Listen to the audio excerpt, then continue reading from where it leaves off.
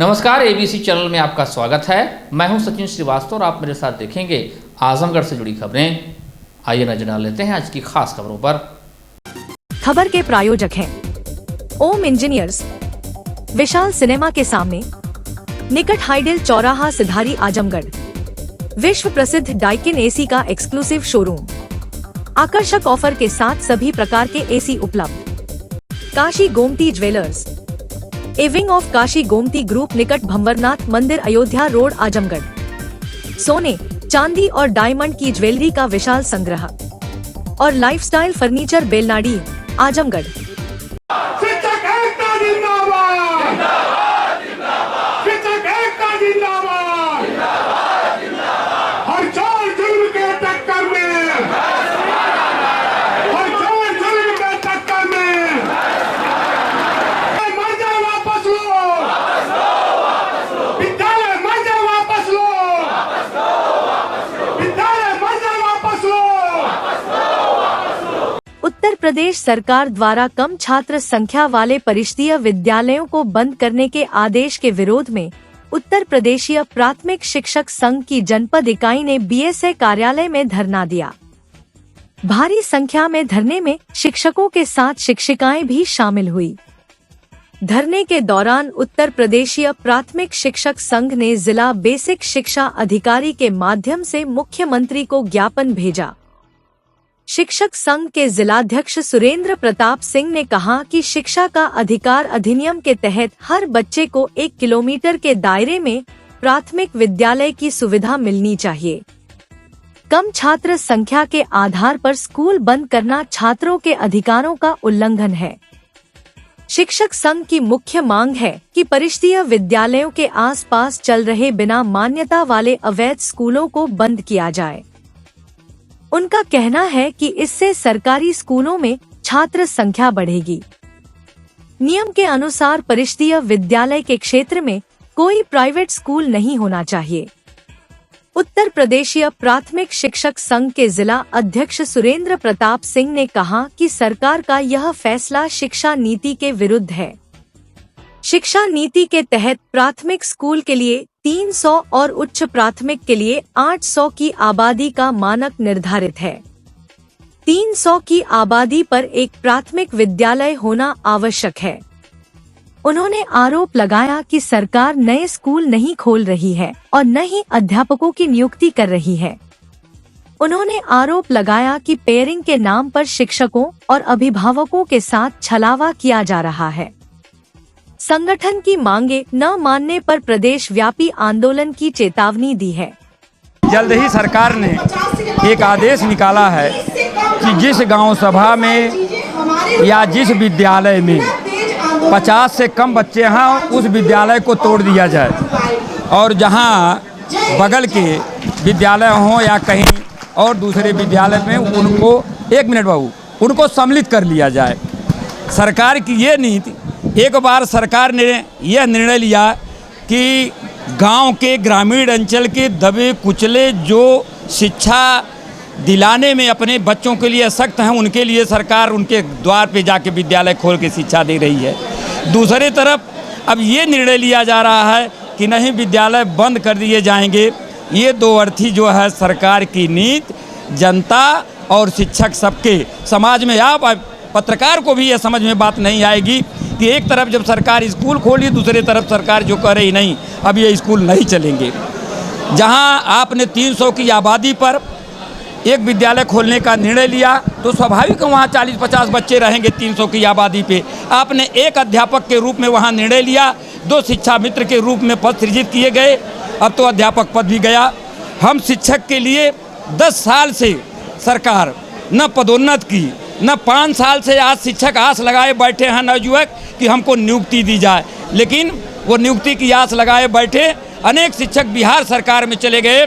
बिहार सरकार ने उनको नियुक्ति दे दिया, लेकिन यह उत्तर प्रदेश की सरकार तब भी जू नहीं रहेगा कि आखिर हम उत्तर प्रदेश में क्या कर रहे हैं। एक तरफ नई शिक्षा नीति का उद्घाटन हो रहा है, दूसरे तरफ आप ये समझिए कि निजीकरण शिक्षा का बढ़ावा दिया जा रहा है। आप सारे लोग जनपद स्तर के पत्रकार हैं, जानते हैं, घूमते हैं, देखते हैं, तो उन गरीब बच्चों का क्या होगा। और आज हमारे जो हजारों हजार शिक्षक की योग्यता लेके बैठे हैं उनकी नियुक्ति बाधित है।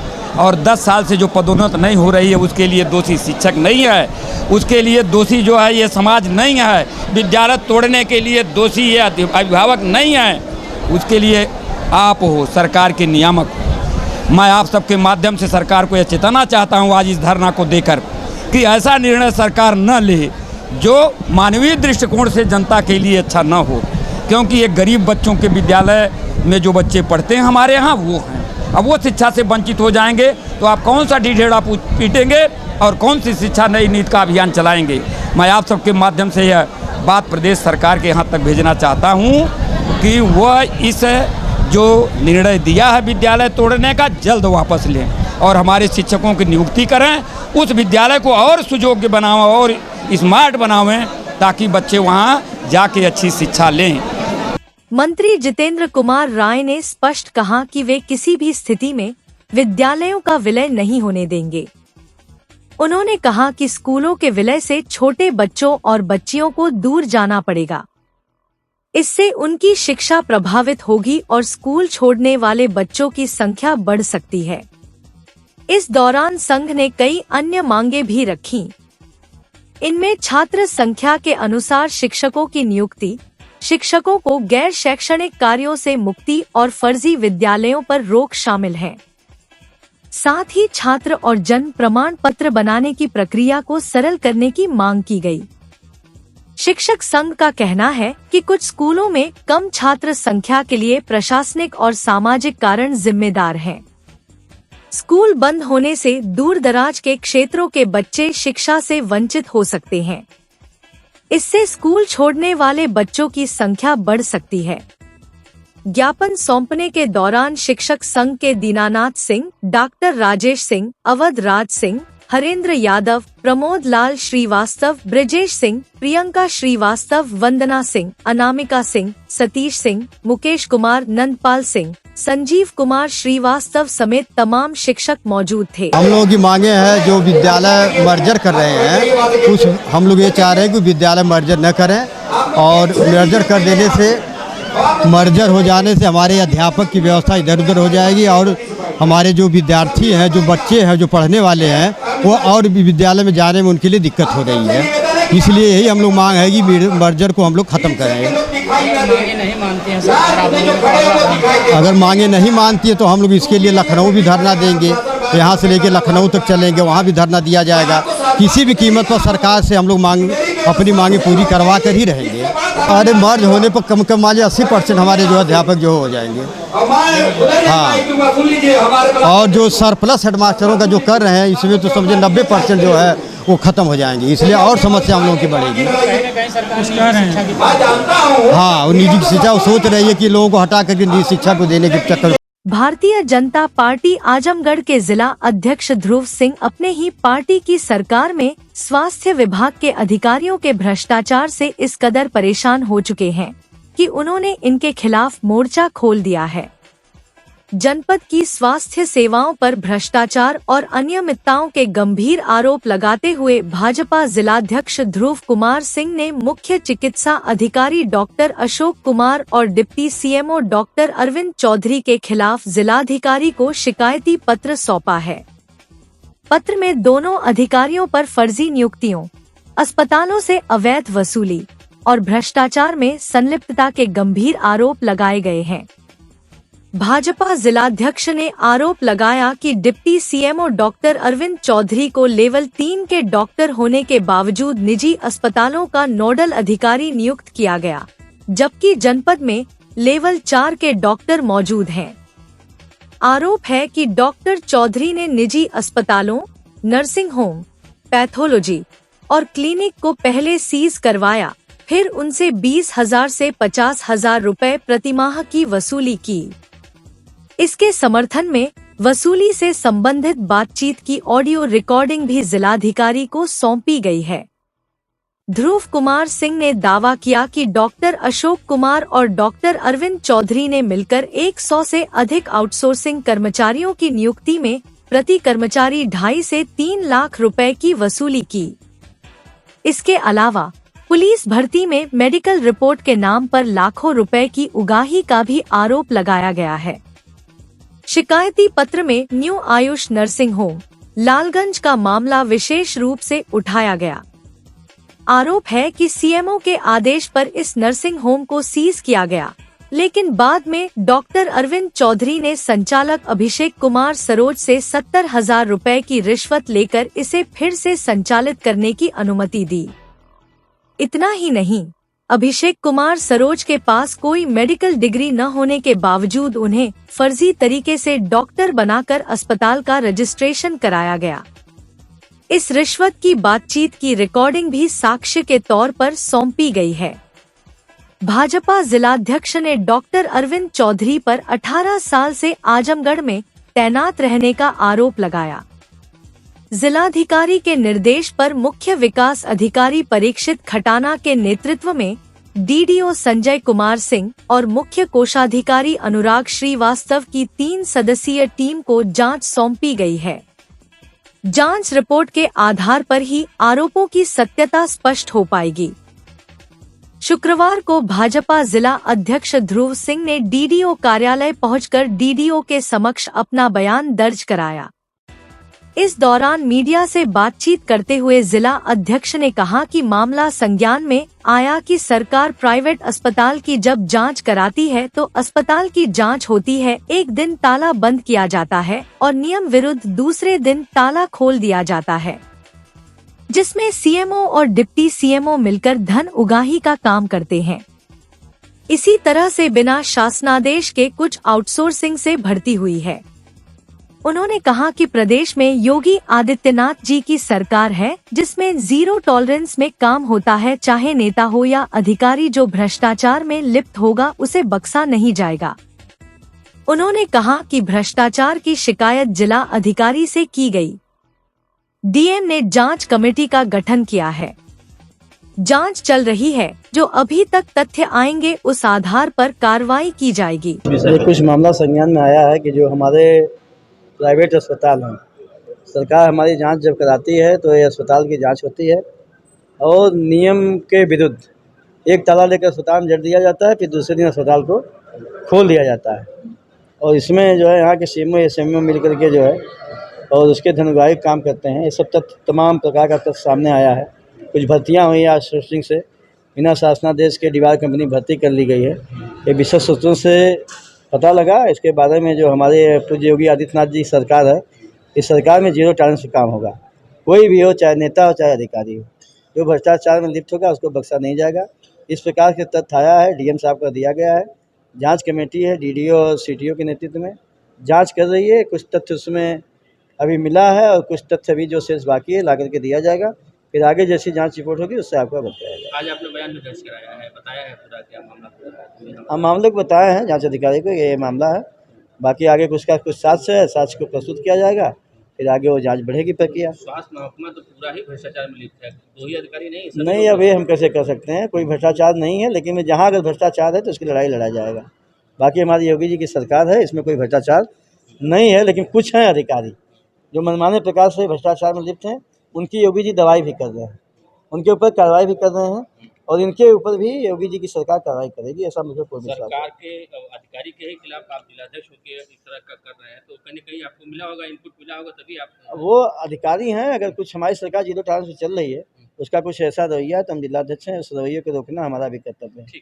मुख्यमंत्री योगी आदित्यनाथ के सख्त निर्देशों के बाद जनपद में मुहर्रम जुलूसों और सावन माह को लेकर सुरक्षा कड़ी कर दी गई है। 27 जून से 6 जुलाई तक चलने वाले मुहर्रम के आयोजनों को शांतिपूर्ण ढंग से संपन्न कराने के लिए जनपद पुलिस ने कमर कस ली है। पुलिस अधीक्षक हेमराज मीणा ने सख्त निर्देश देते हुए कहा कि किसी नई परंपरा को अनुमति न दी जाए। शहर में सुरक्षा चाक चौबंद रखने के लिए जुलूस मार्गों पर कड़ी निगरानी होगी। पुलिस की विशेष टीमें भी तैनात की जाएंगी।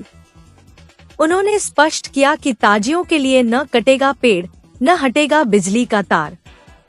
बताया कि सोशल मीडिया पर विशेष नजर रखी जा रही है। कोई भी भड़काऊ पोस्ट या अफवाह फैलाने की कोशिश करेगा तो उसके खिलाफ सख्त कार्रवाई होगी। ताजियादारों को जुलूस में अलम और ताजिए की ऊंचाई 10 फीट से ज्यादा न रखने की हिदायत दी गई है। साथ ही डीजे को लेकर भी विस्तृत निर्देश दिए गए हैं। किसी भी डीजे में 4 से अधिक स्पीकर नहीं लगाए जाएंगे। जहां पूर्व में विवाद हुए हैं, वहां विशेष सुरक्षा व्यवस्था होगी।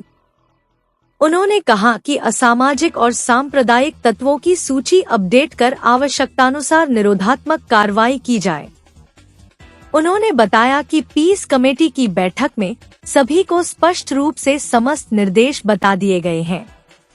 स्थानीय नागरिकों, धर्मगुरुओं और शांति समिति सदस्यों के साथ बैठक कर सामाजिक समरसता को मजबूत करने की अपील की गई है। जानकारी कि आज 27 जून से जो मुहर्रम का जो त्यौहार है वो शुरू होगा और इसमें विशेष तौर से जो ताजिए रखे जाते हैं और उसके बाद में फिर इनके जुलूस होता है और उनका फिर दफन करने के लिए इनको करबला ले जाया जाता है। तो यहाँ पे सभी थानों में पीस कमेटी की जो बैठक है हो गई है। इसके अलावा जो सेंट्रल पीस कमेटी की बैठक मेरे द्वारा और जिलाधिकारी महोदय के द्वारा की जानी है वो भी हम लोगों ने कर लिया है और सभी संबंधित अधिकारियों को, थाना प्रभारी, क्षेत्राधिकारी और सभी मजिस्ट्रेट्स को भी जो भी आवश्यक कार्रवाई है उसके निर्देश दे दिए गए हैं। इसके अलावा जहां पे पूर्व में विवाद रहे हैं उन सभी विवादों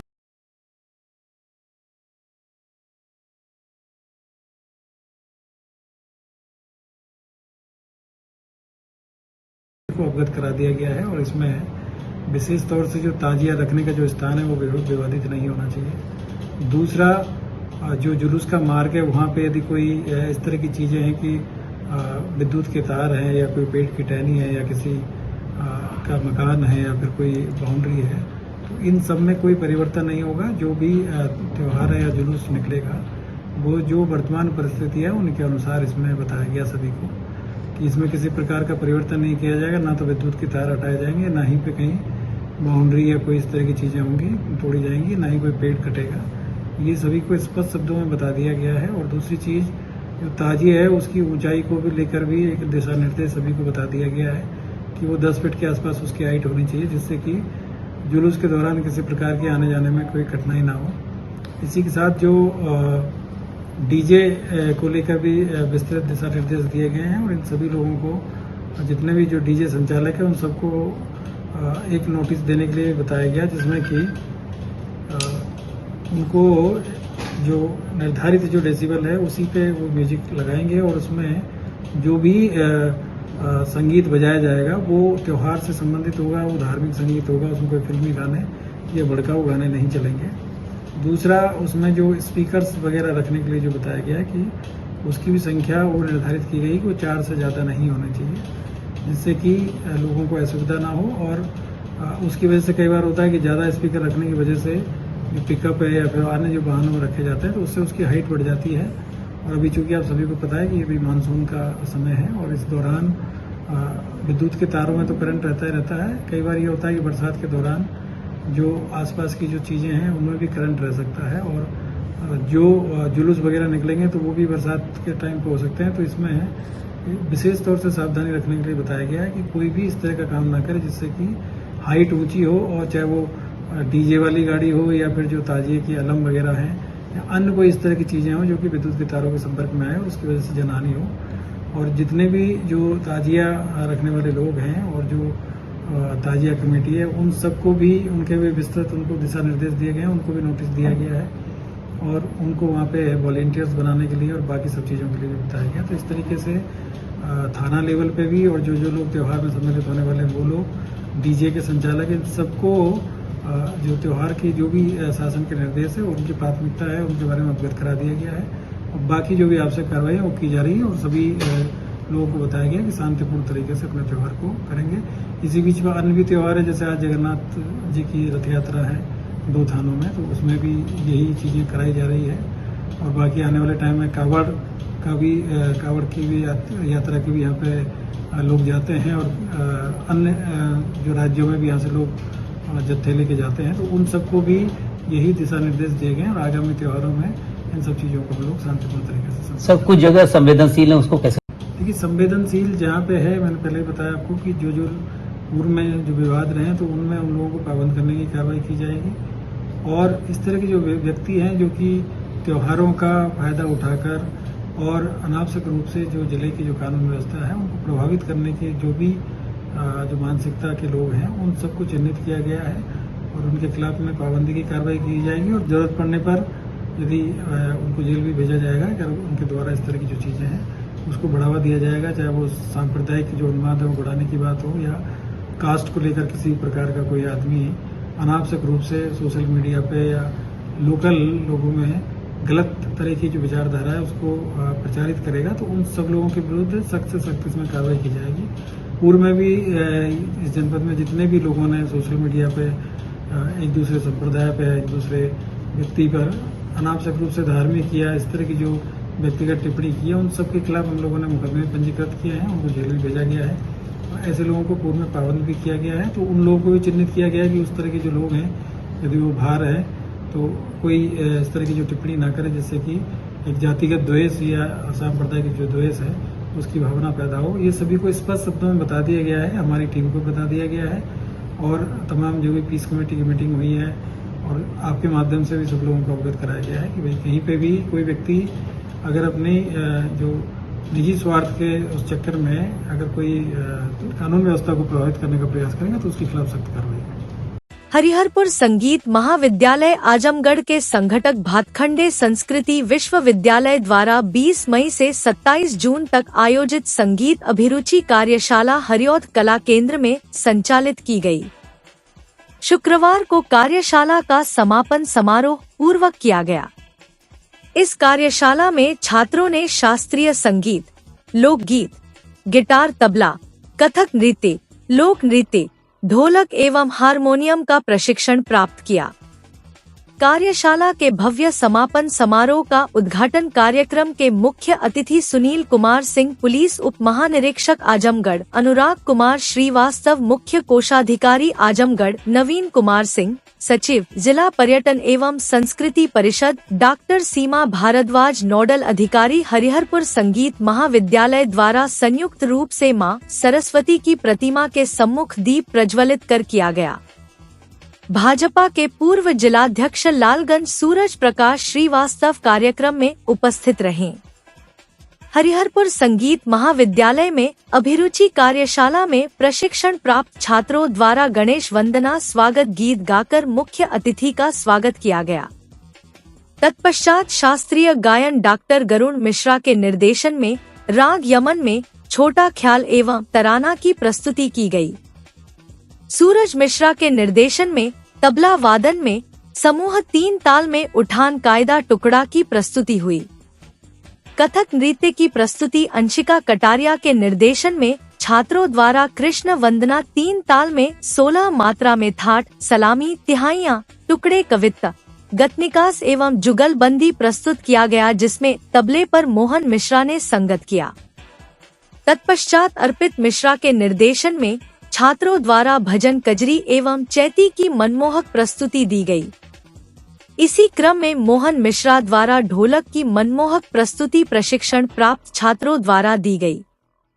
अंतिम प्रस्तुति में तुषार राणा के निर्देशन में छात्राओं द्वारा राजस्थानी एवं ब्रज लोक नृत्य की मनमोहक प्रस्तुति की।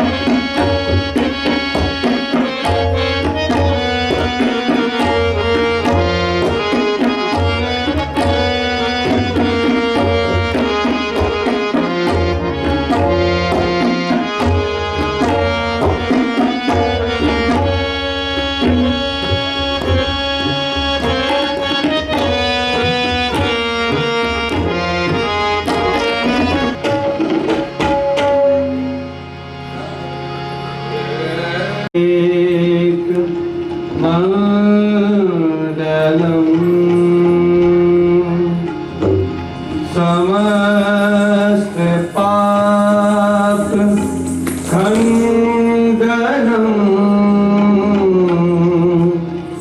स्वभक्तिरक्ति जनम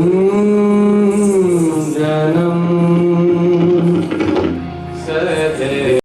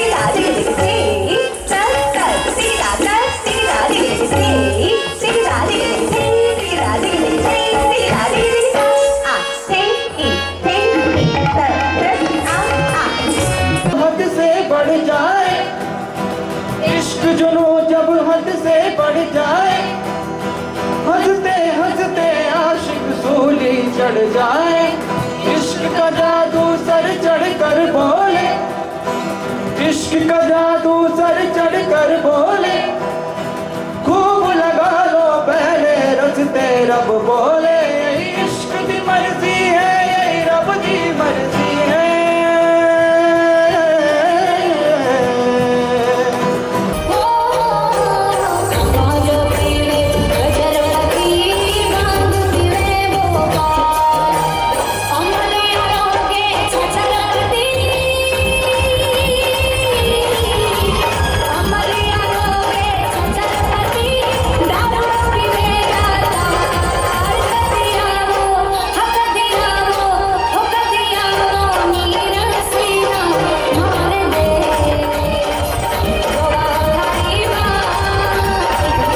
कार्यक्रम का समापन कार्यशाला के विद्यार्थियों को प्रमाण पत्र देकर किया गया।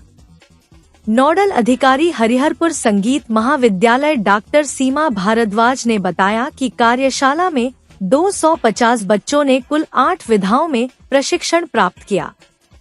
जनपद में संगीत का भविष्य उज्जवल नजर आने लगा है। ऐसा है कि भातखंडे संस्कृति विश्वविद्यालय का एक संगठक है हरिहरपुर संगीत महाविद्यालय, जो हरिऔध कला भवन में आयोजित करते हैं। हम लोग सारी कक्षाएं भी करते हैं, वर्कशॉप भी करते हैं।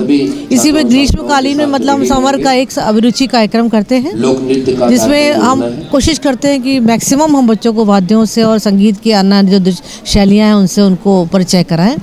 उसी में इस बार सर बड़े हर्ष की बात है कि कम से कम 250 बच्चों ने यहाँ पर कार्यशाला में भाग लिया और हमने 8 तरह की विधाओं में बच्चों को यहाँ शिक्षण दिया। कुछ शिक्षक हमने लखनऊ से भी, हमारे विद्यालय से हमारे भी आए हैं और उन्होंने बहुत ही सुंदर यहाँ प्रस्तुतियाँ करी हैं। हमारे आज के मुख्य अतिथि भी यहाँ पे DIG महोदय थे और उसके बाद हमारे CTO साहब हैं, सचिव हमारे हरिऔध कला केंद्र के हैं, साथ में भाजपा के जिला अध्यक्ष भी हैं। सभी ने हम लोग को बहुत सहयोग भी दिया और यहाँ आकर हम लोग को बहुत हम इनसे अभिभूत है कि गायन में शास्त्रीय गायन, सुगम संगीत, लोक गीत, नृत्य में कथक नृत्य, लोक नृत्य, वादन में तबला, ढोलक, हारमोनियम, गिटार और इस प्रकार कम से कम 7-8 हम लोगों ने विधाओं में काम किया है और शिक्षकों ने भी अपना काम बहुत बेहतरीन किया। ये संगीत अभिरुचि कार्यक्रम का आयोजन यहाँ पर हरिऔध कला भवन में किया गया। तो विगत 1 माह से हमारे आजमगढ़ के सुदूर क्षेत्र से भी आकर के संगीत, गायन, वादन, नृत्य के बच्चे जो हैं यहाँ प्रशिक्षण ले रहे थे, जो कि यहाँ पे हरिहरपुर महाविद्यालय और जो यहाँ पे संगीत का घराना है, इन सभी लोगों के सौजन्य से कराया जा रहा था। बाहर से भी यहाँ पे प्रशिक्षण कराने के लिए आए हुए थे लोग, जो गुरुजी लोग हैं, और उन लोगों ने शानदार प्रशिक्षण कराया। आज समापन समारोह में हर तरह का हम लोगों को देखने को मिला कि शानदार तरीके से उन लोगों ने यहाँ परफॉर्मेंस दिया। बच्चों ने जो 1 महीने में सीखा था उन्हें हम लोगों के सामने प्रदर्शित किया और आज का कार्यक्रम देख के लगा कि कुछ अलग तरीके का कार्यक्रम यहाँ आजमगढ़ के सरजमीन पर कराया गया है। बच्चों को अलग तरीके की विधाओं को प्रशिक्षित किया गया है। आगे चलकर यही बच्चे प्रदेश और देश के मंचों पर ये परफॉर्म करके आजमगढ़ का नाम रोशन करेंगे। मेरी शुभकामनाएं। भारत विकास परिषद के संस्थापक डॉक्टर सूरज प्रकाश की जयंती के अवसर पर शाखा आजमगढ़ के तत्वाधान में दिनांक शुक्रवार सुबह राजघाट पर करीब 58,000 की लागत से नवनिर्मित आश्रय टिन शेड का लोकार्पण प्रांतीय अध्यक्ष अजीत मेहरोत्रा द्वारा किया गया। तत्पश्चात आम जनता को समर्पित कर दिया गया।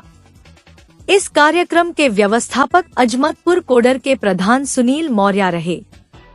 सर्वप्रथम मां भारती, स्वामी विवेकानंद एवं डॉक्टर सूरज प्रकाश के चित्र पर माल्यार्पण एवं दीप प्रज्वलित किया गया। वंदे मातरम के गायन से सभा का शुभारंभ हुआ। संचालक बद्री प्रसाद गुप्त के द्वारा सबका स्वागत किया गया। अध्यक्ष सीताराम पांडे, सचिव डॉक्टर देवेश दुबे, आरपी राय एवं अशोक अग्रवाल द्वारा प्रांतीय अध्यक्ष अजीत मल्होत्रा का अंगवस्त्रम देकर सम्मान किया गया। प्रांतीय अध्यक्ष अजीत मेहरोत्रा ने कहा, डॉक्टर सूरज प्रकाश जी आजीवन समाज की सेवा करते रहे। आज हम उनको शत-शत नमन करते हैं। उनके बताए हुए रास्तों पर चलने का संगठन सदैव प्रयास करेगा। भारत विकास परिषद निरंतर सामाजिक कार्य करता रहता है। रमाकांत वर्मा ने धन्यवाद ज्ञापित किया एवं राष्ट्रगान के साथ सभा का समापन हुआ।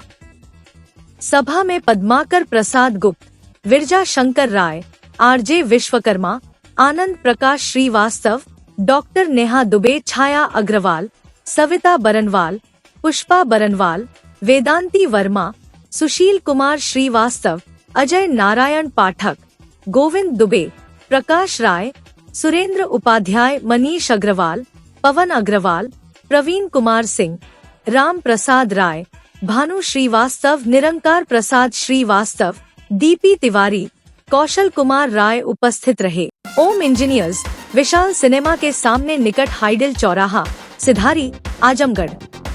विश्व प्रसिद्ध डाइकिन एसी का एक्सक्लूसिव शोरूम। हमारे यहाँ 1 टन, 1.5 टन इन्वर्टर और non inverter AC, 1.5 ton 5 star AC, 1.5 ton 5 star premium AC, 1.8 ton AC, 1.8 ton 5 star AC, 2.2 ton AC, 2.5 ton AC, 2.60 ton AC, tower AC, cassette AC, BRB AC और table AC उपलब्ध। Bajaj finance की सुविधा उपलब्ध। HDFC card से 1.5 ton 5 star AC पर 2,500 रुपए cashback. PNB card से सभी एसी पर 2,500 रुपए cashback. Kotak Mahindra bank card पर 2,500 रुपए कैशबैक की सुविधा। Lifestyle furniture, Belnadi, Azamgarh. सभी प्रकार के फर्नीचर एवं इलेक्ट्रॉनिक सामानों की भरपूर रेंज उपलब्ध। हमारे यहाँ EMI की सुविधा 0% ब्याज पर उपलब्ध। इलेक्ट्रॉनिक सामानों में LED TV, refrigerator, washing machine, air conditioner, air cooler, deep freezer, water cooler, mixer, juicer, iron, fan, induction, battery, inverter, electric geyser, gas geyser, आटा चक्की इत्यादि। फर्नीचर के सामानों में बेड, गद्दा, सिंगारदान, अलमीरा, sofa, table, chair, rack, stool, संदीली, सीढ़ी, डाइनिंग टेबल, झूला आदि। शादी विवाह की हो तैयारी या ऑफिस और घर के लिए सामानों की करनी हो खरीदारी, पहुँचिए lifestyle furniture, Belnadi, Azamgarh. Kashi Gomti jewellers, a wing of Kashi Gomti group, निकट भंवरनाथ मंदिर, अयोध्या रोड, आजमगढ़।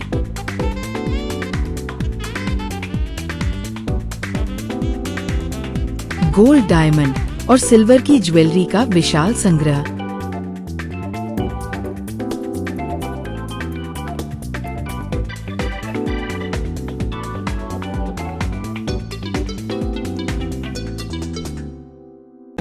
शादी के गहनों का संपूर्ण पैकेज मात्र 1,51,000 रुपए में। शुद्धता की 100% गारंटी। खूबसूरत लम्हों को बनाएं और यादगार। पहुँचे काशी गोमती ज्वेलर्स, निकट भंवरनाथ मंदिर, अयोध्या रोड, आजमगढ़।